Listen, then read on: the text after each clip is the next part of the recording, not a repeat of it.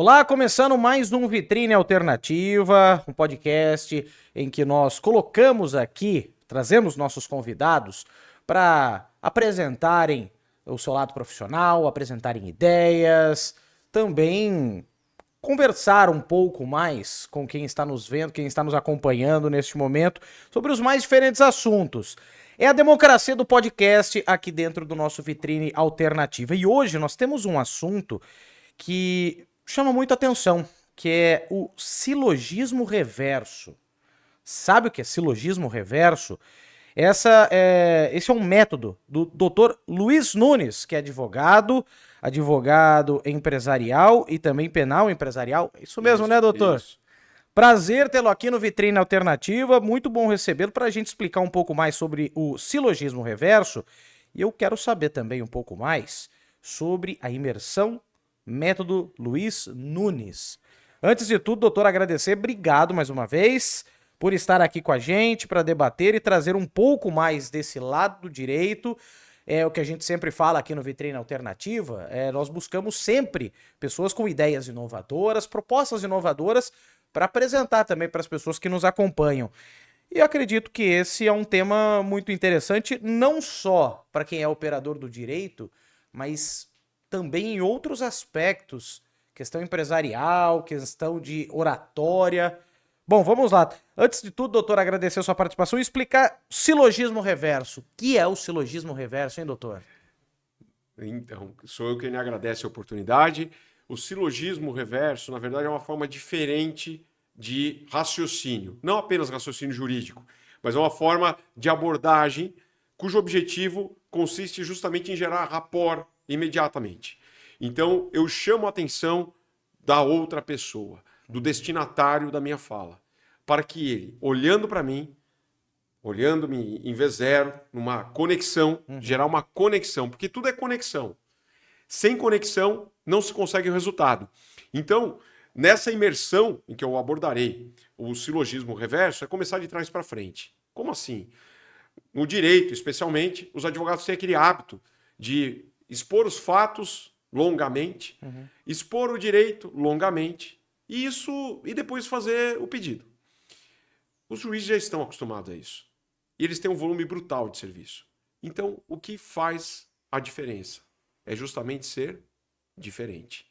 Se você quiser obter resultados diferentes, hoje você tem que ser diferente. Não adianta você querer remar no mesmo sentido, na mesma direção, porque os juízes estão cansados disso.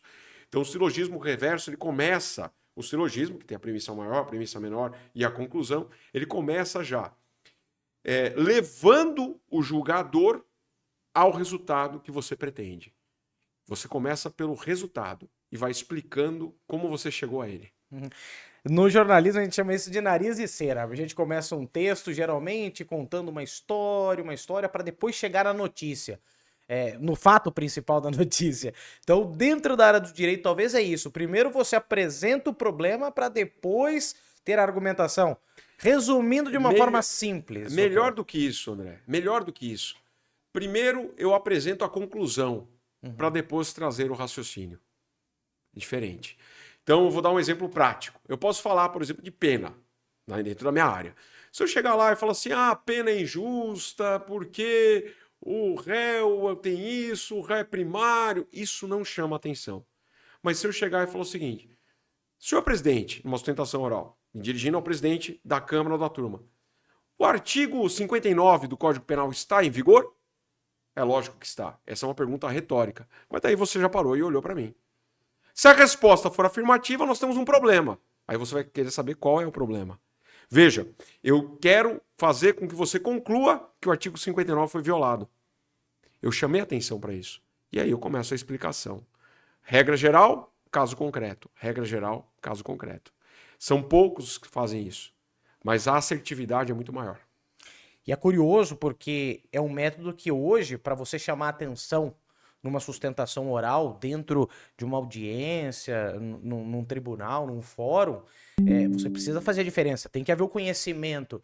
Isso, dentro da sua experiência, doutor, o senhor sente que os juízes, desembargadores, eles percebem o nível de conhecimento ou vem o caso de uma outra forma, quando essa oratória é muito bem sustentada por esse método, doutor? Sem dúvida, André. Eu vou dizer uma coisa, assim, colocando amor nas minhas palavras, e de forma alguma eu quero que isso soe prepotente. Não é isso. A minha ideia de criar essa imersão é justamente trazer mais pessoas para advogar em alto nível. Eu quero que... Porque quanto mais advogados de alto nível houver, mais bem assistida estará a sociedade. Então, eu penso dessa forma. Eu não vejo como concorrentes. Eu vejo como a sociedade sendo bem defendida, como as pessoas sendo bem representadas em juízo. É perceptível. Os advogados chegam, às vezes, com medo do julgador. E ninguém conhece melhor o processo do que o advogado. O advogado tem um volume de processos, mas é muito inferior ao volume de processos do julgador.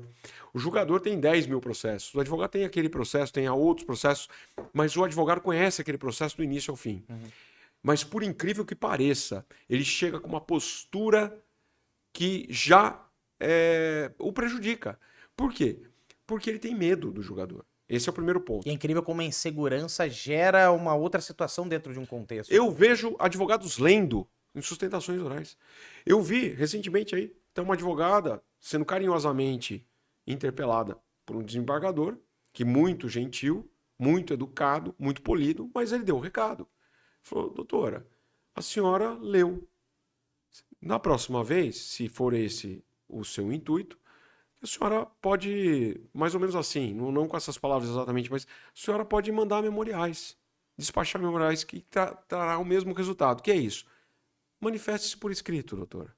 Entregue manifestação escrita, não precisa vir aqui ler. Isso não chama atenção. O que chama atenção, geralmente numa sustentação oral, é aquele ponto específico. E você tem que bater nele com assertividade. O advogado tem até 15 minutos para falar. Eu digo assim, tudo posso, mas nem tudo me convém.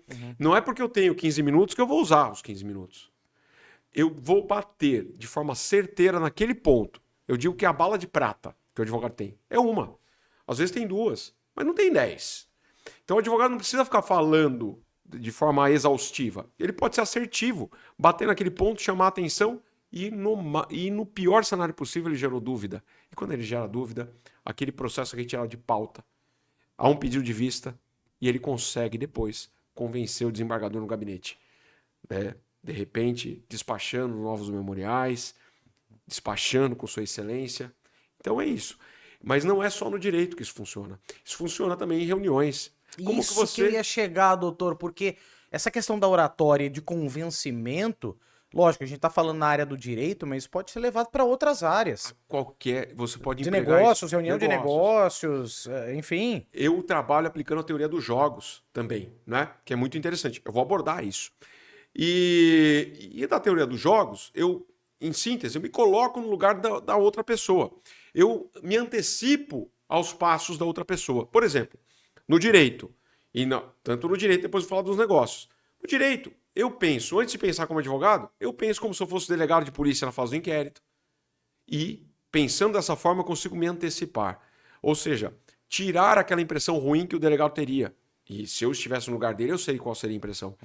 Da mesma forma, eu penso antecipadamente com o promotor, com o procurador da República.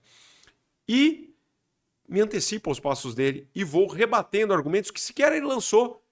Por exemplo, e nem se diga isto, porque o raciocínio é este. E nem se diga isto, que ele nem falou ainda. Eu estou me antecipando aos passos, eu vou enfraquecendo a tese do adversário. Da mesma forma com o juiz.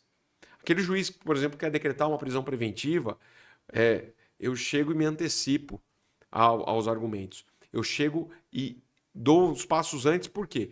Por quê? Porque eu estou pensando não como advogado, depois eu penso como advogado.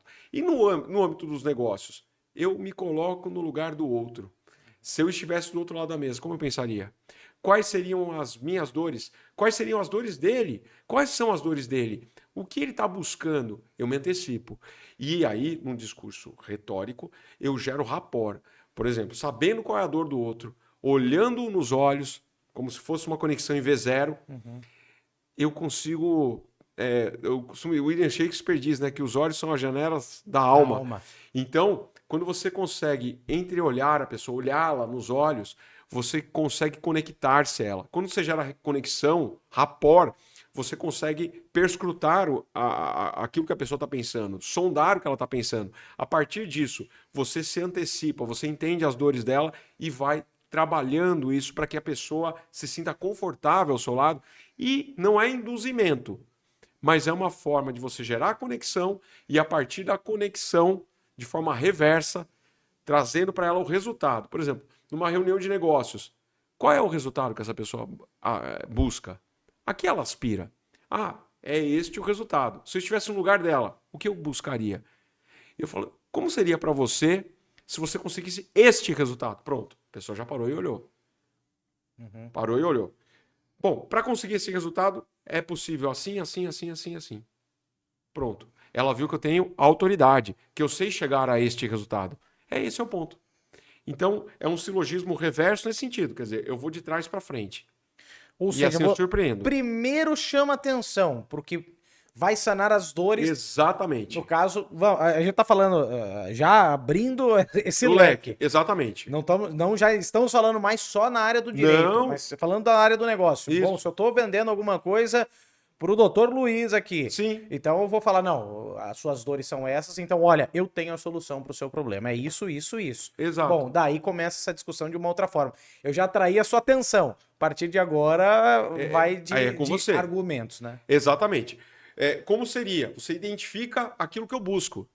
E como seria para você se você, por exemplo, aqui no seu podcast, você fala assim, como seria para você se você atingisse um número X de pessoas? Você já me chamou a atenção. Penso eu, seria ótimo. Aí você dá aquela pausa. Então, nós conseguimos chegar a isso. Dessa forma. Eu dependo de você para isso. Mas você vai ter que fazer isso. Mas a minha parte é esta. E da minha parte eu vou entregar 100%. Pronto. Você me convenceu. Então, da mesma forma eu consigo fazer isso no direito. Né? Os juízes hoje gostam disso. Eu falo que a aula que eu ministrava em 2006 é completamente diferente da aula que eu ministro hoje. Se eu ministrar a aula de 2006 hoje, não fica um aluno na sala de aula. Por que seria, doutor? Quais as diferenças? Porque os alunos hoje eles querem o resultado. Eles querem saber o que eles vão fazer com isso.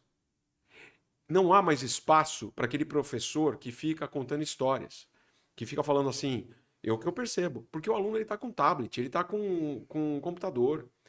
À medida que eu falo, eu estou citando o STJ, o entendimento do STJ, ele está no site do STJ.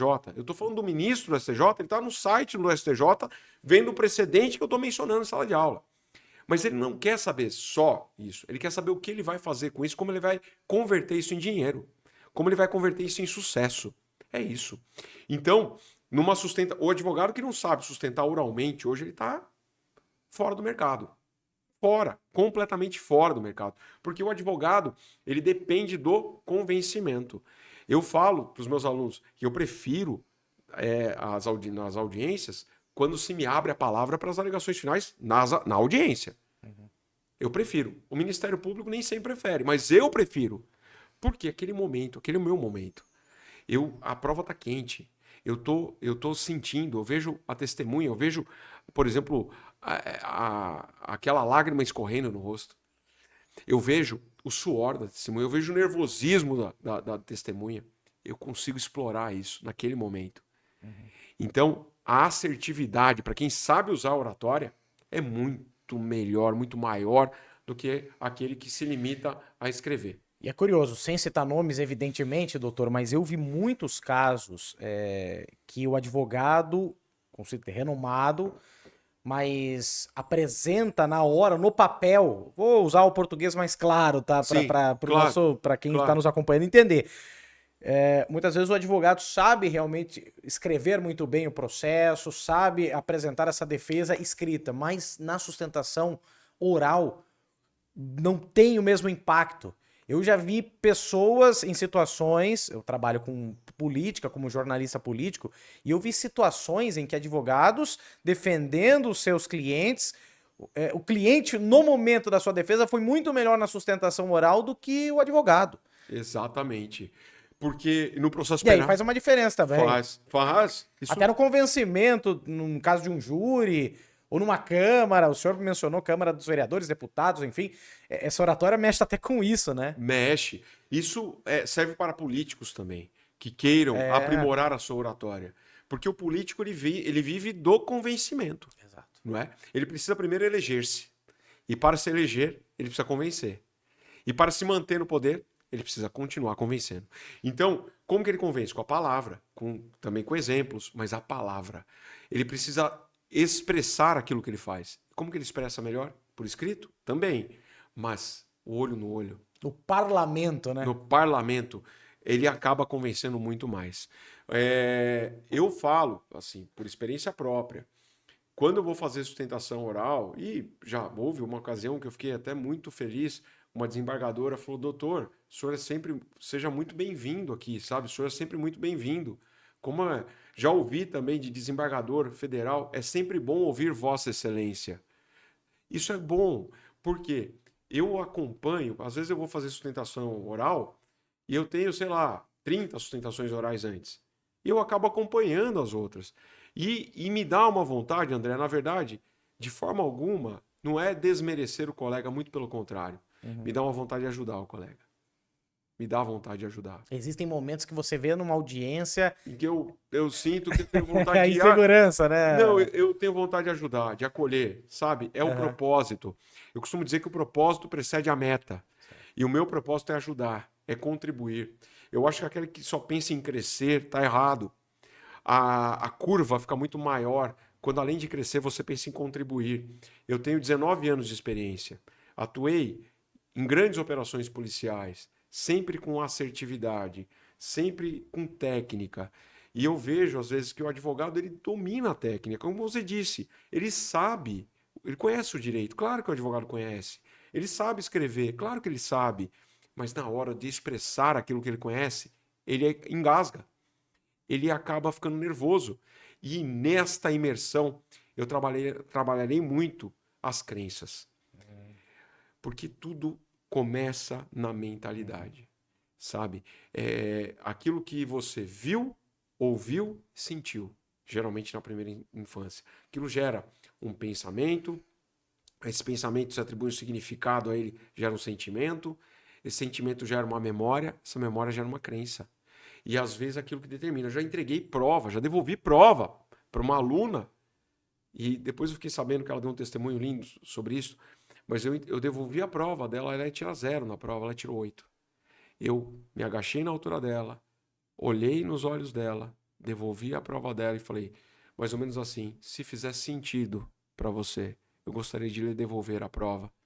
Ela falou, professor, mas eu não posso rasurar. Eu falei, eu estou falando que pode. A senhora tem mais 30, 40 minutos para fazer a prova. Faça, se fizer sentido. E ela refez a prova. Ela falou, mas eu não consigo. Olhei nos olhos dela e falei que ela era capaz. Tudo aquilo que alguém tinha falado o contrário para ela. Então, eu sempre olho para as pessoas como eu enxergo outra alma humana. Como Carl Jung falava, né? Conheça todas as teorias, domine todas as técnicas, mas ao tocar uma alma humana, seja apenas outra alma humana. Eu enxergo isso nas pessoas. Então, às vezes, assim, não é querer desmerecer, mas é querer ajudar. Por exemplo, aquele advogado que chega para ler, para fazer sustentação oral, eu quero ajudar. Eu quero que ele não faça mais isso. Sabe? Eu quero que ele atue com assertividade. Eu vejo advogados que têm dificuldade de fazer um recurso especial, um recurso extraordinário. Eu vou ensinar isso na imersão. Que não sabem fazer, de repente, um habeas corpus com assertividade, com objetividade. Eu vou ensinar isso também. Mas para além do processo penal, para além do direito penal, é um método que se aplica a todos os ramos do direito. Eu vou ensinar como se desenvolve o raciocínio e como se constrói rapidamente uma petição, seja ela uma petição inicial, seja uma contestação, seja uma defesa, seja um recurso, qualquer coisa. Ou mais do que isso, como se constrói um raciocínio de um discurso retórico, de um discurso assertivo, de um discurso convincente.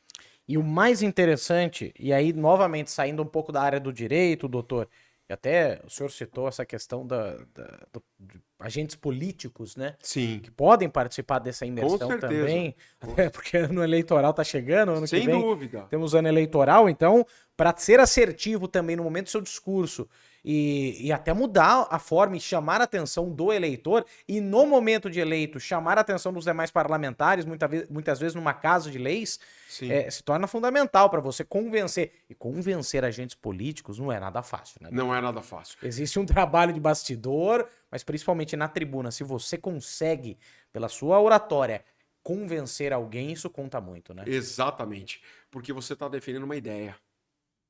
E essa ideia tem que vender.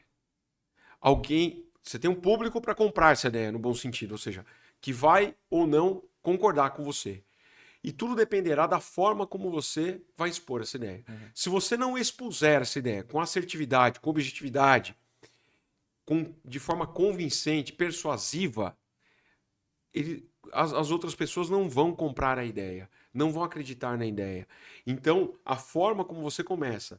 Por exemplo, vou dar um exemplo prático que me ocorreu agora, falando da Casa de Leis, né? Sim. Falando do parlamentar, Vereador, do vereador, deputado. pode ser deputado.